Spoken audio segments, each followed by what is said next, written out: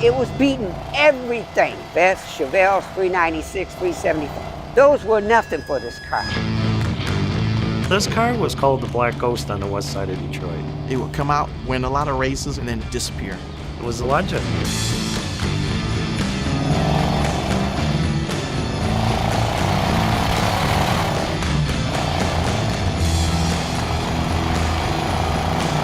This is a very rare car, made in 1970 only. It's one of 22 4-speed Hemi Challenger RTSCs, but to be triple black with a gator grain, the best options you could get, it's the ultimate. This car is set up for racing. Chrysler was ahead of their time. The quality in their drivetrains, like that Hemi, you just can't beat it to this day. My dad's always been a type of person that he likes the best. He knew he wanted the baddest, and he ordered it. This car was the king on the street in those days. Nobody really knew who owned it. He would just cruise up and down, and guys would pull up to you, and if you beat the guy first, second, third to the next light, you were the winner. But Godfrey never stopped. We talked to so many people that heard about the mystery car, all these wonderful stories. That's when I figured out I need to know what's special about this car.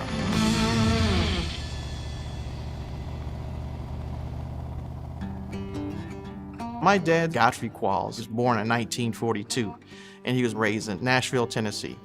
Their family moved up to Detroit for the automotive jobs during that time. We met when we were about 12 or 13 young kids together. We would ride our bikes over to Belle Isle and fish. We shared a lot of the common interests. I was in the model trains, Godfrey was in the model trains. We raced. Everything we did was racing, okay? I had a Lionel, he had American Flyer, okay? It just everything, it was always competitive, but it wasn't the situation where guys get competitive and want to fight with one another. Our competitive was, okay, well, I'll get you the next time. I would say he and I was as close as brothers could get. And we were still in high school at this time. We lived in an area where there was a lot of drugs, where there was a lot of crime, but none of us did that. We were local kids, didn't get into trouble, but we got into racing, oval track racing, and drag racing.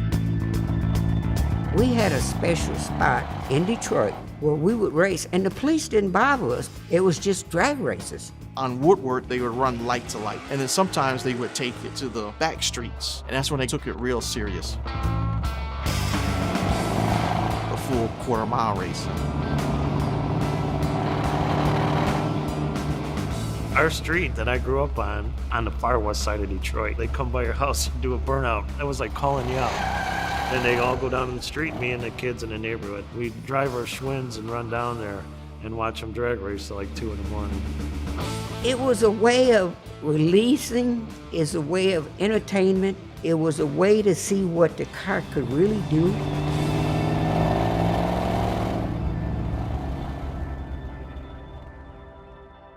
Godfrey is a good guy in that he wore a lot of hats. Well, as a soldier, he was in the 82nd Airborne. I was drafted, but I was ready because I did 3 years of high school ROTC. It was a challenge. Between 1964 and 1966, he served in the Dominican Republic. The U.S. government went down into curb with some kind of uprising and so forth. Earlier today, I ordered 2,000 extra men to proceed immediately to the Dominican Republic. I was all over the Dominican Republic. I mean, it was a beautiful island. I just took on the responsibility as a soldier, and I just made things work out, as best as I could. I was shot at many times. As a matter of fact, we were attacked by an old airplane, an old P-38, and my buddies and I had to run through a fence to get out of the way from the bullets. One time they were at a safe zone. It was supposed to have been safe zone. Someone threw a hand grenade at us. It exploded, and I was wounded, and so was one of my buddies. He still has fragmentation in his body from the grenade. That's what he got the Purple Heart for. He was a paratrooper, by the way. He loved jumping out of planes. As a matter of fact, it was an addiction. I love my job. He's probably had over 300 jumps. He's one of the very few people that can actually do a jump and do a standing landing. I had a good time. They took care of me. I was dedicated to them. I really wanted to stay in. I changed my mind and said, hey, I haven't been home in a while. Good old Detroit. I'm gonna go home and see my family. I learned a lot in the military. It helped me become a fan-rounded young man. As a matter of fact, it even helped me become a better police officer. In the police department, he was in traffic enforcement. So his day-to-day was writing tickets. He wouldn't write tickets for 5 over. He'd write tickets for 20 over. He wasn't like a lot of cops. At that time, we had the big four, and they would pull you in the car and want to beat you up and all that. He wasn't like that. Not only that, he wasn't an officer in the car. He rode the motorcycle, and kids were infatuated. Here's a motorcycle cop coming around. And he was the kind of guy that took interest in the kids in the neighborhood, raising them right. And being a policeman, he got a lot of respect. My dad was a very good judge of character. He has to be. When you pull people over, it's the way you talk to people. He would get to know you. You didn't want enemies in the street. He's what I would say the definition of community policing. Out of the 37 years as being a police officer, he only drew his weapon once. You just have to use a lot of discretion about things. You have to be fair, and you have to be honest, and you have to make good judgments. That was the good part about it. The new Ford Mustang for the new breed of Americans who want the elegance of a European touring car and till now had to settle for basic transportation. These young people nowadays, they've got their own music, their own way of looking at things. They've got their own car, too. Camaro by Chevrolet. Chrysler wanted to be the #1 automaker. They wanted that pony car to compete with the Camaro and the Mustang. They had the Chargers, the Roadrunners, the GTX. Those were full, almost 18-foot-long B-bodies. And they had the 69 Dart Barracudas, but it was a little heavy in the front end. They didn't really have the pony car they wanted. So that's when they came in with the Challenger and the Cuda for 1970. The new performance champ, Cuda. The all-new sports compact, the Dodge Challenger. The June '69 Chrysler magazine cover was a model sitting on the Challenger, and that says "Coming," the new Dodge Challenger, but they had it blacked out because they didn't want you to see it before the actual release date. And there was rumors when they were being built in Hamtramck, but they didn't release it until late of '69. Take the Challenger. I've seen how the young people take to style like this, and this one has it for them. They had the best advertising. They were just very creative. What's wrong, officer? Violation City Orders 11-14, operating a racing type vehicle inside the city limits. Oh, officer, this is the new Dodge Challenger RT. It's not a racer. What kind of tires, them, boy? Optional polyglass GTs. Racing tires. What's that doohickey in there, boy? Well, that's a new optional slapstick racing shift. If you can handle the way people react to your 1970 Dodge Challenger, you could be Dodge material. Chrysler for the 70, they came out with all these crazy colors. Plum Crazy, Go Mango, Hemi Orange. Sublime, they had Panther Pink for about 3 months. And then one of the executives upstairs found out they were building pink cars. Oh no, we are not building pink cars at Chrysler Corporation. So they killed the paint. It was a great success. The Challenger and the Cuda was the pony car that they really needed. In the pony car class, Hemi will maul Mustang and cream Camaro. Street racing, they were the king. The E-body was the king. Ford still has their same old problem. They keep building turkeys with big displacements, and the word is around. They sold quite a few Challengers. You could go in there and order whatever you wanted. Not too many guys just checked off the boxes Godfrey did. That is one very unique individual and car. When he bought the car, he was 27. He's just that type of person where, I want these certain things and I'm going to get what I want. Chrysler, one of their problems was they had too many options, but to this day, this is what makes them worth more than most of the other muscle cars. $3.5 billion world record muscle car. Everything they did was just ahead of their time. The Hemi is the only real racing engine in all of Detroit that you can dial up from your corner dealer with relative ease. You can't just tick off a Boss 429 on a Ford order form and expect to get it. Having that Hemi, that was a big thing to him because that was the top engine you could have. That was the best of the best during that time. 425 horsepower engine. Like, who had that? Very few people. If you owned a Mopar, you were kind of unique because they didn't build a whole lot of them. That was the only Hemi that we really knew of in Detroit at that time. There was race Hemis, but not on the street. The Golden Commando in lane 2 moves first. Hemi cars were the ones to beat. Thornton wins with a top end speed of 128.20. Chrysler came out with the Hemi back in the early 50s. The combustion chamber is hemispherical in shape. The result is the ability of the engine to inhale the maximum amount of fuel and air mixture and exhale the exhaust gases in the shortest possible time. They always had the Hemi motor, the 331, the 354, the 392, they only made 2 years. That was the baddest of them all. To this day, all your top fuel funny cars and drag, it's the same motor that makes this much power. They're making 12 to 15,000 horsepower today. GM's president back in the mid-60s put a 400 cubic inch limit on their cars except for the Corvette. He was old school. We're not gonna corrupt youth. We're not gonna put them in vehicles with big motors, you know, which really hurt them. Chrysler there was no holds barred. We want the biggest, baddest motor we can build. They had the Hemi design already, as far as they had, but to make one durable for what they wanted, they really started from scratch. All their young engine development guys were racers, drag racers, the Ram Chargers. They started in the late 50s. Strickler doesn't have a chance this time against the engineer from Detroit. In Highland Park, in their headquarters, they would drag race on the back lots. A great group of guys. Tom Hoover, Al Nichols, who was head of carburation, they were all young guys at heart. Their philosophy was, win on Sunday, Dodge is the top stock car at the National. sell on Monday. They spent over $1 million developing that motor in '63 and '4, which today would be crazy money. The Hemi was race only, drag or NASCAR. There was so much public reaction that they were going to release a Hemi to the public in '66. Hold your hat. A street version of the hottest engine on the stock car circuit, the 426 cubic inch Hemi. They made it available in any of the B bodies in '66, and you could get it in a convertible, which are very, very rare. They were an expensive car. It was like almost $800 over cost with all the suspension and everything. So you had to have a decent job to afford one. It escalated every year. The Hemi pushed the other automakers to catch up. Plymouth wins. That's how far Chrysler was ahead. They had the best drivetrains, and they had the lightest cars. It was like a match you could not duplicate in any era. Anybody bought a Hemi car knew what it was, and they were out to race on the weekends, Friday and Saturday night. See, we used to go to drag racing all the time. He knew about racing like I did. So when he ordered it, it was no guessing. The 410 rim, the heavy duty springs, the bump stop, all that was ordered with that car. All these big Mopar collectors, they would kill to be able to go to the dealer and order this car. And he had the foresight. I think he was one of the smartest guys to ever order a Hemi car. He had to have a 4-speed because that's the way he was. You know, he likes the color black. He wants that all black. Chrysler didn't actually build very many black cars. If you see a real black muscle car, it was ordered.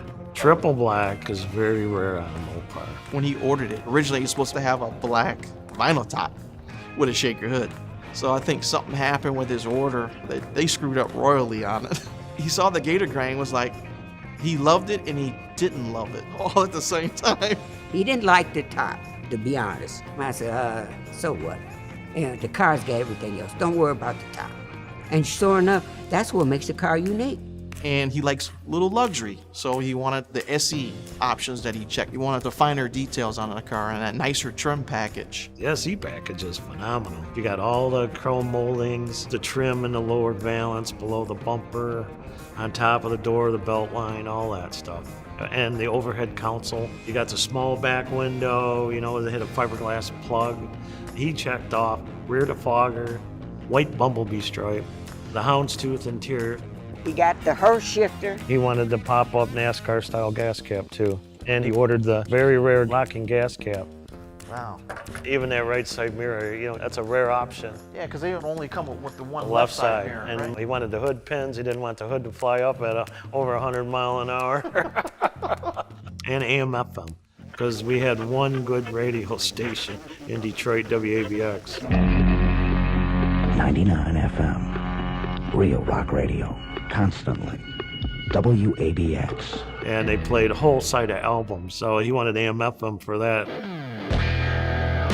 I would have loved to have been there with that salesman, and he's just checking this, I want this, I want this. The night he got it, he said, hey, Kurt, come on over here, I got something to show. He didn't tell me he had got the car.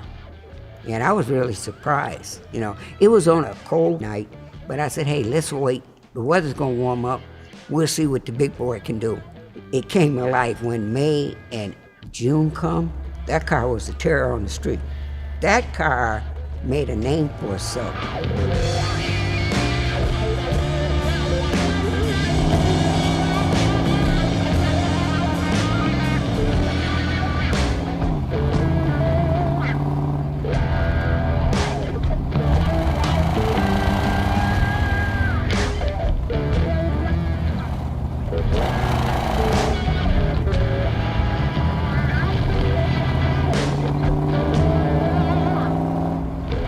We knew we had a dominant car. This car had power. Chrysler rated at 425 horsepower. Actual dyno power on this car was 470 horsepower. It would appear on Woodward, he'd make some passes, and then you wouldn't see the car again for a month or two. They called it the Black Ghost.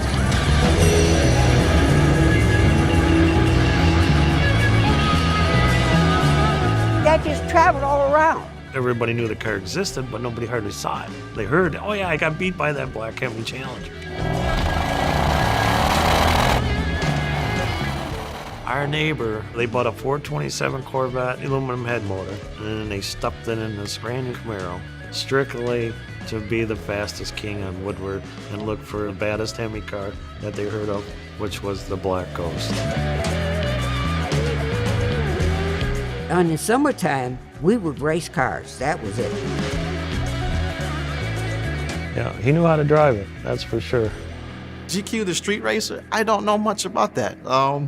My dad kind of didn't tell me about that part, but from what I know, he would go to the street called Stucker. Stucker is a street in Detroit. The police didn't bother you because it was an industrial area. There were no houses, no cross street, and we had a full quarter-mile and stopping area. We had it all marked off. We had a flag man and everything. We raced together with that car. I'm on the passenger seat, he's driving. He wanted to show that he was the baddest cat around, okay? And I was his sidekick. We had a gentleman from West Bloomfield that had a vet, was terrorizing everybody. So I said, Godfrey, we cannot play around with this guy. This guy's got as much power as you do, and he's lighter. I said, the thing that you got over him is the 410. Ring in. A 410 axle digs out faster than a 323 because you get more engine turn. You get him off the line, it's a done deal. And that's when we put the slicks on it, because I used to race too. I said, we'll put the slicks on this car. So we won't be spinning, and he's spinning. When the flagman dropped his hand, we was gone. We were gone. I said, Godfrey, shift this car when I holler. And I was telling him, shift, man, shift. Shift this car. We won it. The guy with the Corvette naturally wanted to come back, and they raced another time. Boom, he pulled out the hole again, beat him again. We hollered and screamed, yes, yes, yes. We were just excited. Jubilation is flowing out of us. You know what I mean? Two little boys from east side of Detroit beat the rich guy. So it was a good feeling. I mean, we were hollering and screaming, and everybody was happy for us. That car, it was like a second home to me. It requires discipline. You got to work on that car. That becomes your main interest. That keeps you out of trouble. It also makes your mind sharp because you got to think about what you're doing. Well, if I do this, will it make it faster or will it slower? So it's a thinking man's game too. And that's the thing I liked about Godfrey. He would think about things and we'd talk about it. I don't think that car ever lost a street race. I think he liked the thrill. You know, you could imagine a man jumping out of airplanes and getting a rush. And now he buys this Hemi Challenger and then he's having another rush. So he's simulating basically, you know, what he was doing in the military. He always had a wild side to him. You know, you do things as a young man. I'm pretty sure it wasn't legal at all. I'm pretty sure it's very illegal. As a kid, my first memory was when I was sitting in the kitchen eating dinner and my dad would start the car up and it'd shake the whole house. It'd be rumbling like, it was pretty amazing. It's like, wow, what is that? I remember when he put me in the passenger seat, then he was taking a little piece of tape and then tape a $100 bill on the dash. He says, you have to wait. When I go, if you can reach that $100 bill, then it's all yours. So he said, go, and I went to go grab it, and I was in motion. I was just like, he just put me in the back of the seat. I couldn't get it, and I was scared. That's what I do remember. I would ride my bike, and as a kid, you know, you don't care. You just throw your bike in the garage and then put it right next to the car, and when the bike falls over and hits the car, you're like, oops. And then you hope your dad didn't see it.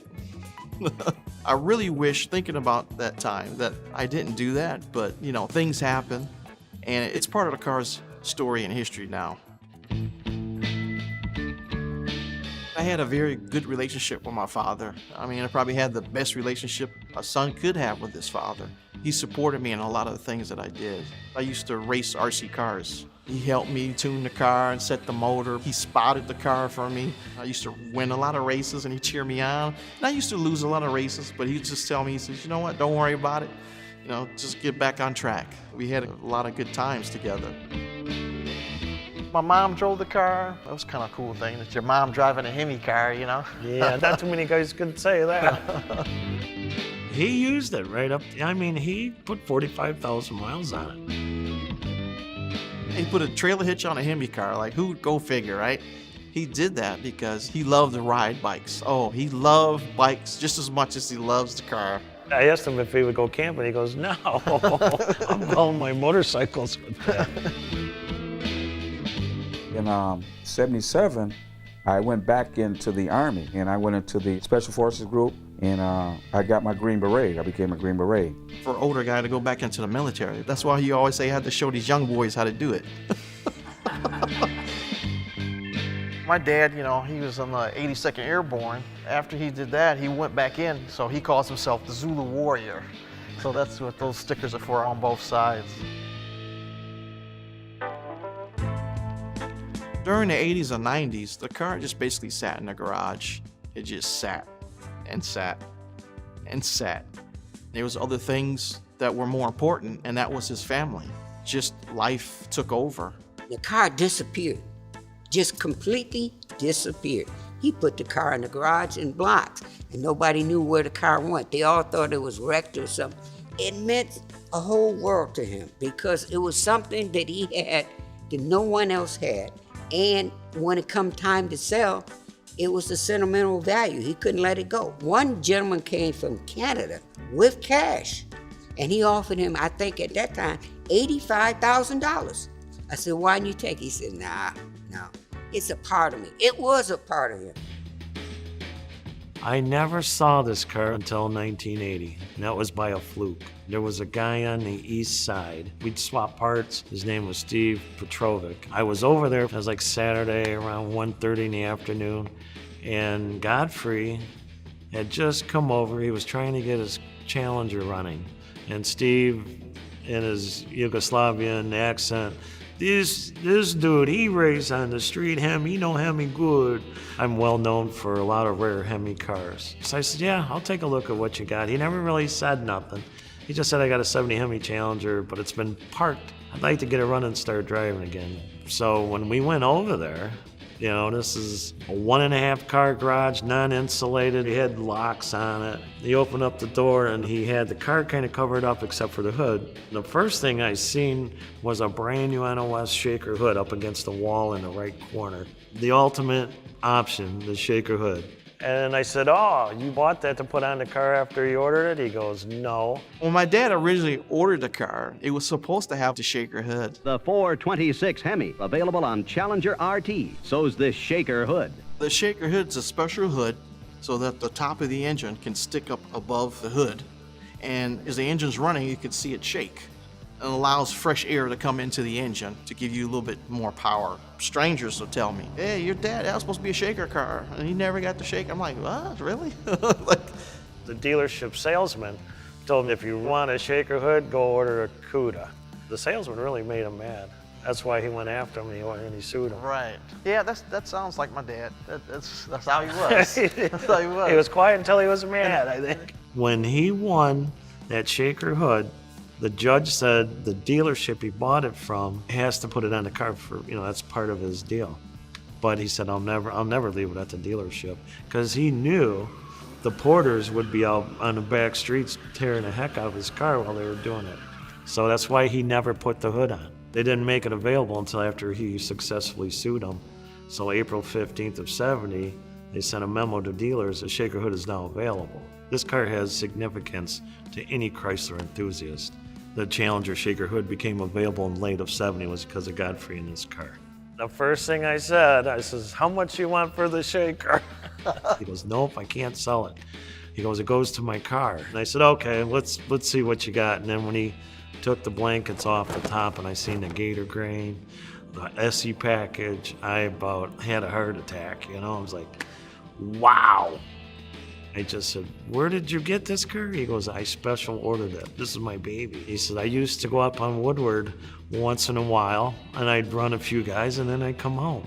It's all sinking in that this is the ghost. This is the legend, and here I am looking at it. Everybody on the west side, the east side, to this day, they're still talking about this car. It was just phenomenal that after all these years, here is the black ghost, you know? Couldn't get it running. It was getting no spark. So as soon as I opened up the gas cap, I could smell the gas was bad.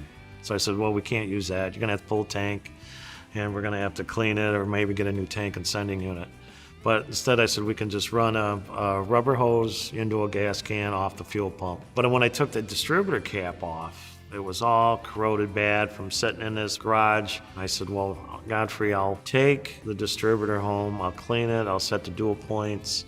I made a special tool to prime the oil pump with the distributor out. And then the Sunday, I went back over and it fired right up. Once we put the gas can, primed it, that car fired up like it was just sitting a week ago. I mean, it ran phenomenally. The look on his face, I'd never seen such a smile. He was like, my baby lives. I stayed in touch with him for quite a few years, but I was still living in Detroit. Last time I talked to him was 1990, but he never drove the car after that Sunday we had it running. When we first had Gregory, my son, my dad was very excited. He was very proud of us. During that time, I needed a babysitter. So we would drop little Gregory off to my dad, and he would hang with him all day long. My dad would take him everywhere he went. He called him his little road dog because he's always hanging with him. It was a good moment for me. Now my son gets the chance to spend time with my dad like I did. One time in around 2014, he called me over and said, hey, son, why don't you come over and have a beer with me? He says, okay, we're gonna go in the garage. And I said, okay, Dad, we're going to the garage. We want to talk about something? He starts uncovering the car.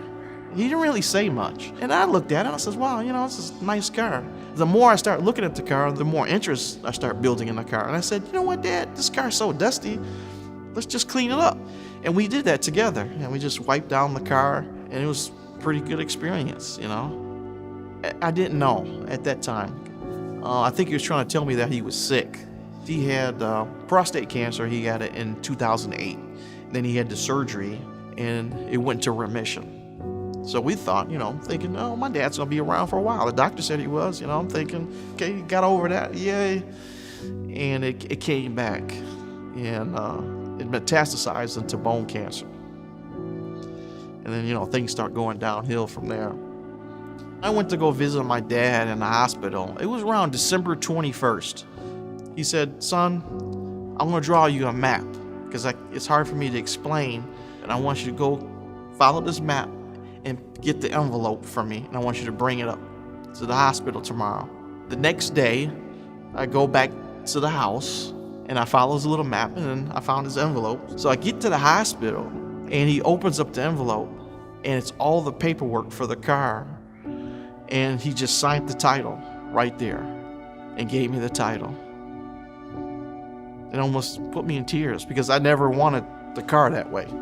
As he hands me the title to the car, he says, don't give my car away. That's exactly how he said it. That's what he said. My dad passed Christmas Eve of 2015. I knew he wanted the funeral to be small. I said, there's no way, because he touched so many people's lives, and we had so many people there just to say thank you. He did this for me. He did that for me. He'll take his shirt off and give it to you. That's the type of person he was. His spirit That's what I miss the most. That, yeah, we can do it, He is my hero to me.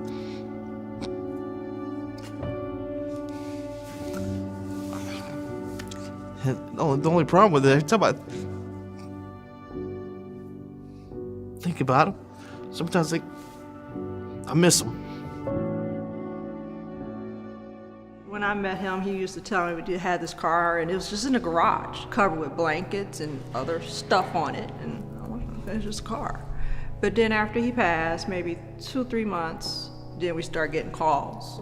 I'm sorry about your dad, but does he still have that car? He knew it was a special car, and he kept it all these years. But why people kept calling about this car? Later, I realized that he had all these parts in the back trunk of the car, and they were to restore the car. That's when I kind of knew that he wanted to show this car. I felt, you know what? I have to take this thing to the car show. I have to. I brought it home, and I was on a mission to get it running. A few people, like my appraisers and stuff, were looking at it and says, well, I don't know if this thing's gonna run. You're gonna have to get the car restored. And when you're hearing all these things, and you're just thinking wow, it's a lot of money and, a lot of negativity. I couldn't stop. It was like an addiction, We didn't want to go into the engine too much because we were afraid of what would happen if we start turning bolts and they break on us. And then I thought about it, and I says, well, let's keep the car as original as possible for right now until we get a chance to talk to a few people and see what's the best course of action. What should I do? I figured all these years, somebody got it, but I've never seen the car pop up until about 4 years ago. And a guy that I grew up with in Detroit calls me up wanting a Hemi dual-point distributor for a 70 Challenger. I said, Mike, what do you need a Hemi dual-point for? He goes, I work for this guy, and he's got a little hot rod shop in Detroit, and they're trying to get this 70 Challenger Hemi car going. I says, in Detroit? He goes, yeah. I says, is this a triple black, RTSE, Gator Grain, 45,000 original miles, 4-speed houndstooth, loaded? He was quiet for a minute. He goes, yeah, how do you know? I says, I know the owner.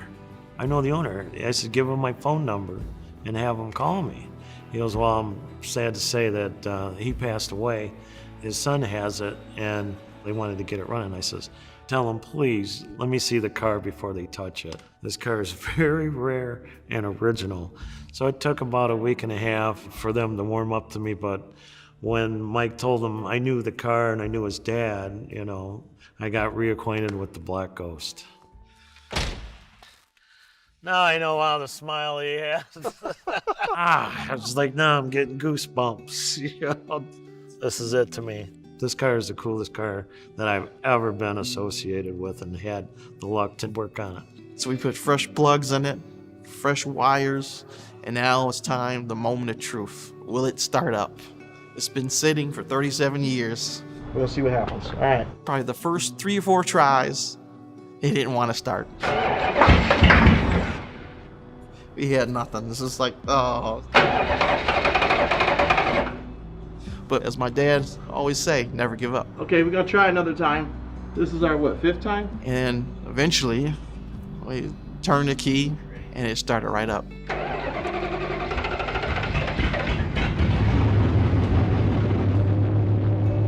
And it's just wow. It was kind of a big rush, yeah. So now we gotta keep it running. Next step. From there, then we started doing other things like the brakes. That took another couple months. We had to replace all the rubber. It was just deteriorating. That car was my life for a year, the whole year. When the car was able to come out of the garage for the first time on its own power, that was a sight. Oh yeah, that was the moment.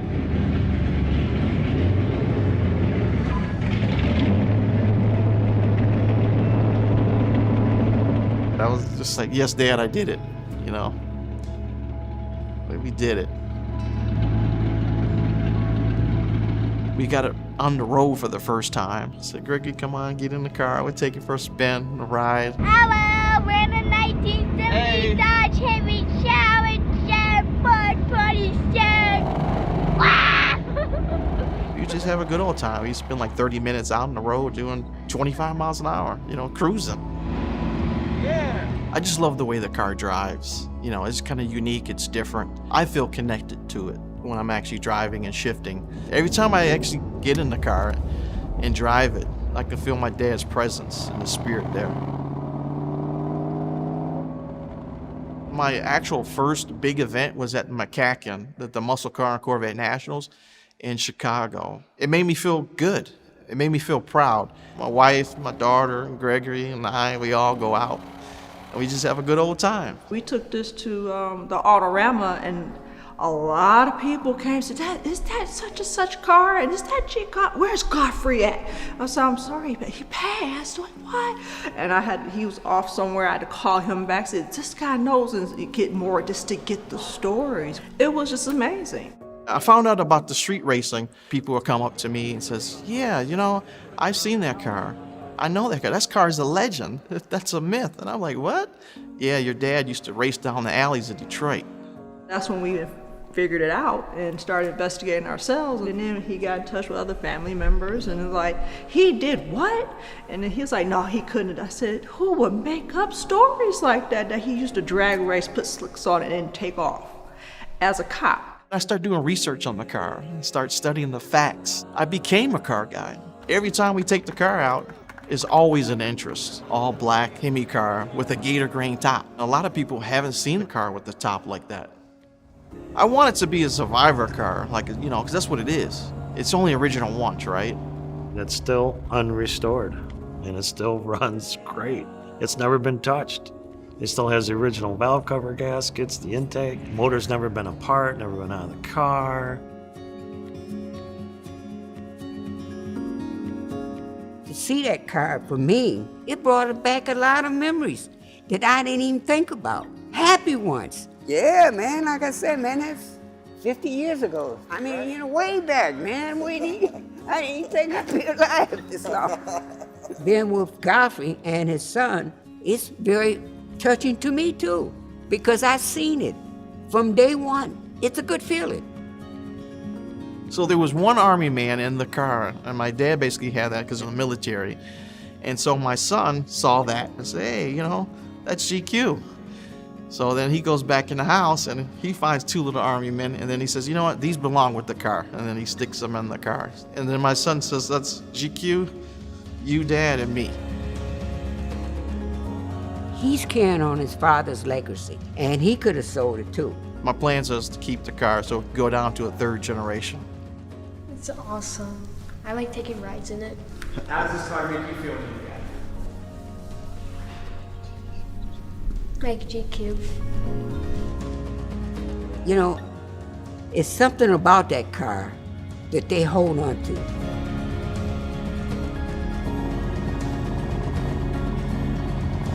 I think my dad would be proud. I think he'd be smiling down on us from cheek to cheek.